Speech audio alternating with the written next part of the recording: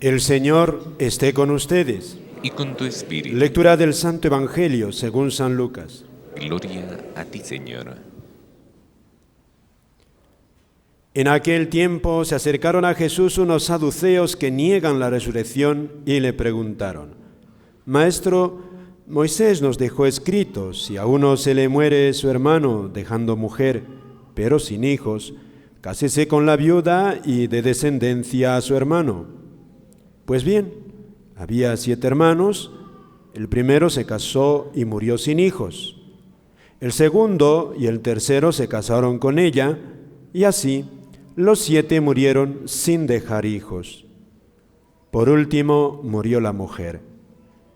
Cuando llegue la resurrección, ¿de cuál de ellos será la mujer? Porque los 7 han estado casados con ella. Jesús les contestó: En esta vida, hombres y mujeres se casan, pero los que sean juzgados dignos de la vida futura y de la resurrección de entre los muertos, no se casarán, pues ya no pueden morir, son como ángeles, son hijos de Dios porque participan en la resurrección. Y que resucitan los muertos, el mismo Moisés lo indica en el episodio de la zarza, cuando llama al Señor el Dios de Abraham, el Dios de Isaac, el Dios de Jacob. No es un Dios de muertos, sino de vivos, porque para Él todos están vivos. Palabra del Señor. Gloria a ti, Señor Jesús. Pueden tomar asiento. Amados hermanos, en nuestro Señor Jesucristo, y María Santísima, nuestra Madre. El Evangelio de San Lucas que hemos escuchado pone hoy día a nuestra consideración un peligro que todos tenemos, queridos hermanos, incluso los creyentes, el peligro del ateísmo práctico. A Jesús le preguntan los saduceos. Los saduceos son israelitas, son judíos, son la clase sacerdotal, los que guiaban al pueblo de Israel. Y precisamente estos hombres, que eran intelectuales, fíjate, estaban viviendo en la práctica un ateísmo que es de alguna manera una tentación también actual. ¿Cuál es el ateísmo de estos hombres? El ateísmo de los saduceos no es como, digamos, hoy podemos entender de algunos que niegan la existencia de Dios por argumentos pseudocientíficos de suyo, sino porque ellos tienen una idea deformada de lo que es Dios, de lo que es la felicidad del cielo, de lo que Dios nos promete. Una tentación muy peligrosa. ¿Cuál es la tentación de los saduceos? Y una tentación en la que cayeron. Ellos básicamente, como todos nosotros, se hacían una pregunta: ¿qué es el hombre y qué es el cielo que Dios nos promete? Estos hombres no podían admitir más de lo que veían sus ojos o de lo que experimentaban en su cuerpo. Y entonces, para ellos, el hombre es carne, en el sentido que entendemos aquí, o sea, es cuerpo, materia, nada más. Por lo tanto, si hay cielo, si hay resurrección, estos hombres creían, entonces, en la otra vida, el hombre, el casado, estará con su mujer viviendo su matrimonio. Y como estos hombres decían, no hay resurrección, no hay otra vida, solamente hay esta vida, ese es el ateísmo práctico, Solo hay esta vida y nada más que esta vida. No hay, o sea, Dios, el cielo no existe.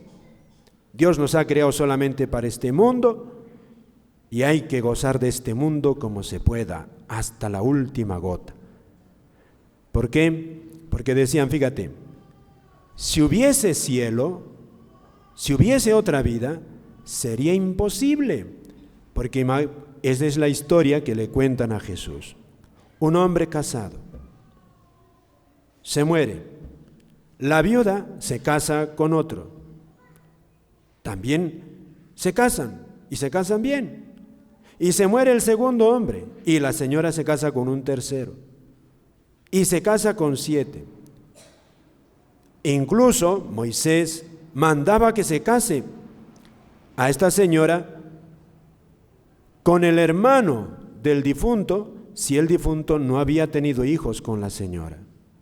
Y estos hombres, con una burla terrible, le dicen, pues fíjate Jesús, es la historia de 7 hermanos que se casan con la misma mujer y ninguno dejó hijos. Ambos, o sea, todos los hermanos han sido maridos de esta mujer y bendecidos por Dios. Entonces la pregunta es, oye Jesús, cuando resuciten, cuando haya otra vida, como ellos creen que la otra vida es vivir esta mismísima vida que tenemos, entonces esta mujer, ¿de quién va a ser mujer? ¿De qué marido? ¿De los 7? Ahí está. Estos hombres, los saduceos, para ellos el hombre es solamente cuerpo y nada más que cuerpo. Para ellos el cielo, si hay cielo, es una tierra sin sufrimiento, gozar de todo, de todos los gustos físicos, todos los placeres. O sea, para ellos no existe más dimensión que los goces del cuerpo, beber, comer, dormir y aquí el placer sexual. Y le dicen, Jesús, no hay más vida que esta. Por lo tanto, ya ves que sería una monstruosidad de que esta mujer se case y luego cuando resucite, claro, no va a ser de 7 al tiempo. Eso es monstruoso. Luego no hay cielo, no hay resurrección. Esta tentación, queridos hermanos, es una tentación que a todos más o menos nos puede asaltar. Hoy también en la práctica. En la práctica es una tentación que persigue al corazón del hombre. Esa es la pregunta. ¿Qué es el hombre? ¿Qué es el cielo? Si hay cielo. Y por eso, hoy en día, ¿cuántos en la práctica, fíjate, cuántos en la práctica temen morir? Uno tiene miedo de lo malo. Y entonces en el fondo, ¿cuántos cristianos están temblando ante la hora de la muerte? ¿Por qué? Porque creen que ya no hay más nada. O quizás no es que crean, pero en la práctica su fe está tan débil que para ellos el cielo es un cuento, una tentación, un peligro. Es una fe frágil. O algunos, llevados de la fragilidad, quieren gozar de este mundo, de los goces de este mundo, incluso pecando, sin pensar en el cielo. Una tentación, queridos hermanos, muy fuerte. ¿Por qué? Mira, porque la fe en Dios, la fe en el cielo, la fe en la resurrección, no se entiende solamente con la cabeza. No. Yo puedo saber que existe el cielo, tal. puedo saberlo. Pero otra cosa distinta es esperar y amar esa gloria del cielo. Esa gloria del cielo. Y fíjate, nuestro Señor en este pasaje, por supuesto, lo que va a subrayar, y esta es la gran luz para el cristiano, la gran luz que Jesús nos dice ante esta pregunta que le hacen estos hombres brutales. Jesús les dice, no en el Evangelio de San Lucas, pero sí en otro pasaje de otro evangelista, la respuesta de Jesús a esta pregunta, cuando le dicen, cuando llegue la resurrección, ¿de cuál de ellos será la mujer? Y Jesús les responde, erráis, porque no conocéis el poder de Dios. En la vida futura, dice aquí Jesús, los que sean juzgados de esa vida futura no se casarán. Ya no hay matrimonio. Jesús habla de esta manera con toda la autoridad que tiene, porque es Dios, Él sabe lo que es la otra vida. Ya no pueden morir. Y fíjate aquí las dos palabritas que dice, son como ángeles, son hijos de Dios. Con esto, ¿qué nos está diciendo? Mira, el hombre, el ser humano, es un ángel encarnado o una carne espiritualizada. Es la unión de dos mundos, el espíritu y la materia. Y Jesús dice, si en este mundo, sobre todo en este mundo, más es necesario vivir la materia, en el otro, esa materia se hace espiritual. Y aquí, queridos hermanos, con esta respuesta de Jesús, fíjate, con esto no desprecia Jesús los goces de este mundo. No, comer, beber, la sexualidad humana, aquí Jesús no lo desprecia, sino que precisamente lo está enalteciendo. Está diciendo que, con esta respuesta, que todas las alegrías que podamos vivir en este mundo, las alegrías materiales, los goces del cuerpo, son como un anticipo de lo que un día será el goce en la eternidad, en el cielo. Es un anticipo, porque la vida en la resurrección, dice Jesús, participarán en la resurrección, ¿no? Es decir, la mismísima vida de Dios. Con esto, fíjate, nos da Jesús a nosotros una respuesta que es una esperanza. Nos dice, esperen, allá será plenamente la alegría plena.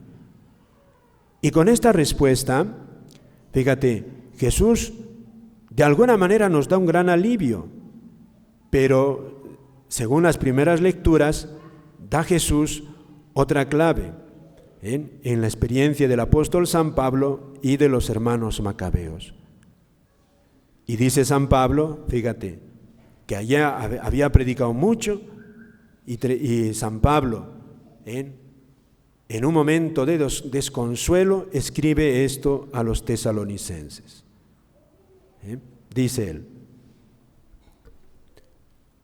hermanos, recen por nosotros, para que nos libre Dios de los hombres perversos y malvados. ¿Y qué más dice San Pablo? Porque no todos aceptan la fe. San Pablo ha predicado, ha hablado, y nota que hay hombres perversos y malvados que no solamente no aceptan la fe, sino que se están oponiendo al apóstol. Fíjate, aquí está, porque muchos no aceptan el cielo. El ateísmo, más que una convicción mental, es que no queremos dejar el pecado. Esa es la caída, ese es el peligro. Y San Pablo dice, esto me hace sufrir y esto me está haciendo sufrir ahora. Terrible, terrible. Por eso, San Pablo, que sabe también que sus discípulos están pasando por esa prueba, al empezar el texto de esta carta, les dice que Jesucristo, fíjate, que Jesucristo, que nos ha amado tanto y nos ha regalado un consuelo permanente y una gran esperanza. O sea, mira, que Jesucristo, Él en persona, ahora a mí me está consolando y me está dando una gran esperanza, la gran esperanza de la resurrección. Les dice eso a los tesalonicenses, que Él mismo en persona les consuele internamente y les dé fuerza para toda clase de palabras y de obras buenas. San Pablo ve que sus discípulos están atribulados y les dice, ¿cuál es el consuelo que les doy? Le pido a mi Señor Jesucristo que Él en persona les consuele, porque yo no tengo consuelo. Yo no puedo ofrecerles más consuelo, porque yo sé que hay hombres perversos que no aceptan la fe, como estos saduceos, que eran religiosos, pero decían no, para mí el cielo es vivir a los Sancho Panza, barriga llena, corazón contento, nada más. Dios mío, dame 80 años con una barriga llena, gozando todo, quédate con el cielo. Yo no quiero el cielo. Eso eran los saduceos. Por eso esta narración ficticia que hacen de un cuento es una burla terrible de la resurrección. Y esto, queridos hermanos, para nosotros, con la primera lectura, ¿qué nos invita? Mira, muchas veces en la práctica vamos a encontrarnos no como los macabeos, que les inducen a renegar de Dios. Es famosa esta historia de los hermanos macabeos. Dice aquí, literalmente, el rey los hizo azotar con látigos y nervios de buey para forzarlos a romper la ley de Dios. Estas situaciones son extremas, hoy no se dan.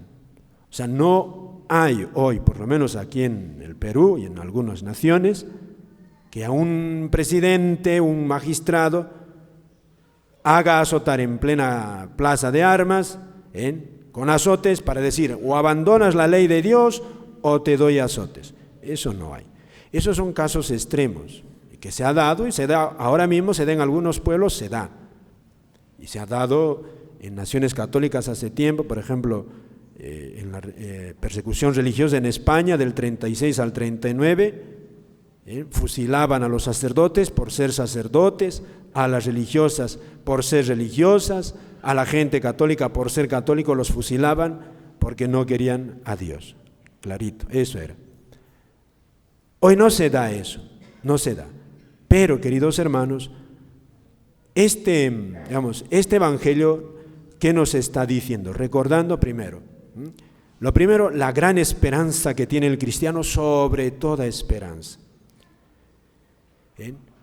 La esperanza que tiene el cristiano, lo que espera de Dios sobre todo, y la razón, fundamental por la que venimos nosotros aquí a la misa, por la que nos arrepentimos de nuestros pecados, por la que luchamos por ser buenos, es porque creemos en la resurrección que un día Dios en su gran misericordia nos va a dar y ahí gozaremos de Él para siempre. Si no hay resurrección, como Jesús nos lo dice, sepas, eres el más necio en el mundo. Somos los más necios y locos Esa es la fe de la iglesia. Si no hay resurrección, de nada nos sirve esforzarnos. Así dice también en algún pasaje San Pablo. ¿Para qué vivir bien si no hay un cielo? Si el cielo nada más es este mundo, como querían los saduceos, y tan crudamente dicho, gozando nada más de la sexualidad, como si eso fuese el no va más, los goces del cuerpo. Si solamente nuestro mundo es lo único, ¿para qué vivir, queridos hermanos? ¿Para qué?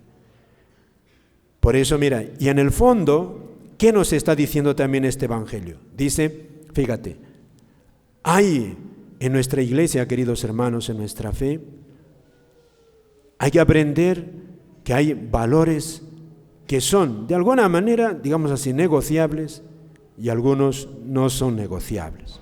Por ejemplo, vamos a ver, porque aquí el peligro está, que a veces no pueden ser muy fanáticos. No, mira, que a alguno guste ir a las procesiones y a otro más, a otro menos, bueno, eso no.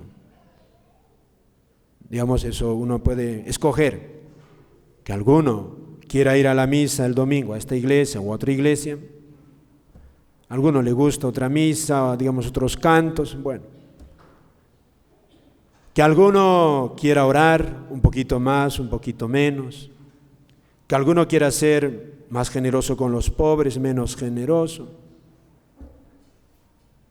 Bueno, son cosas que uno más o menos en la iglesia puedes vivir,